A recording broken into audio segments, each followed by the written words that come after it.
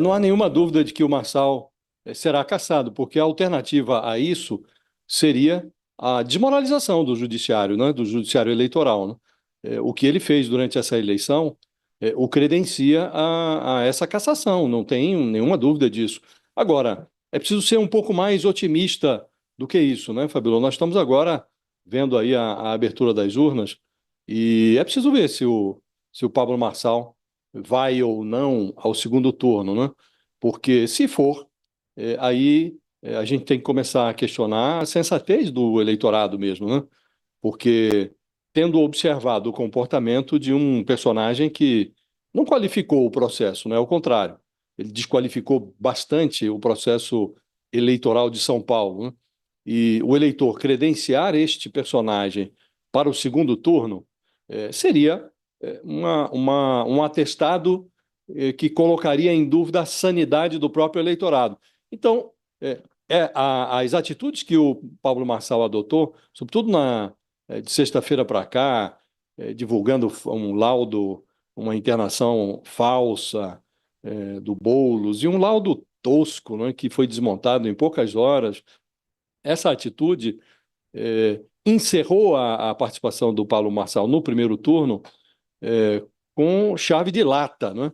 Então ficou realmente demonstrado que ele não está nesse processo para qualificar a democracia, para respeitar o processo eleitoral, ao contrário, é um personagem disruptivo e uma disrupção que flerta com a criminalidade, né? Então, essa atitude do Marçal como que intimou a justiça, o poder judiciário, a mostrar a sua utilidade. Esse é um ponto. Mas também o eleitor de São Paulo está intimado a dar uma resposta a isso, né? Se a resposta for a passagem do Pablo Marçal para o segundo turno, aí nós vamos ter que começar a questionar a própria sanidade do eleitorado, né? Aquela discussão que a gente vem travando há muitos anos, desde 2018, sobre essa ira, essa, esse comportamento, essa ultrapolarização que dividiu o país, deixou a sociedade brasileira doente, né? Politicamente doente. E a passagem desse personagem para o segundo turno seria uma confirmação dessa insanidade, né? Então é de se esperar que o eleitor tenha uma resposta adequada a isso, né? Logo saberemos, as urnas estão sendo abertas agora, né? Mas nós estamos diante de um psicocandidatopata, é um personagem absolutamente atípico, não veio para explicar coisa nenhuma, veio para complicar e para complicar da pior maneira possível, né? Aliás, Flertando com o crime. Ó, agora são 5 horas e 17 minutos. Você que está conosco ao vivo aqui pelo UOL, muito obrigada pela sua audiência. Aqui, os resultados saindo rapidamente, a gente já vai trazendo para você.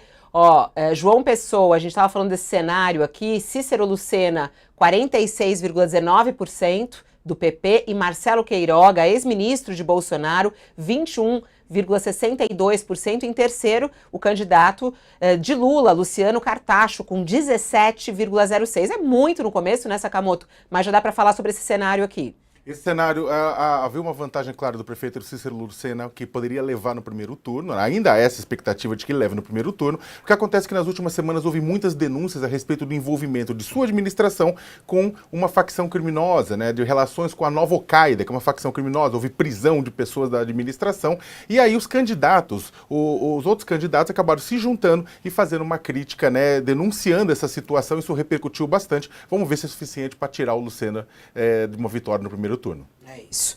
Muita gente aqui comentando na nossa live, falando sobre as mentiras que tomaram conta das eleições desse ano, e é disso que a gente tem falado aí, sobre justamente essa situação da justiça eleitoral e as decisões. Aliás, a informação que a gente recebe aqui, que durante a votação, Marçal teve ali hostilidade com a imprensa.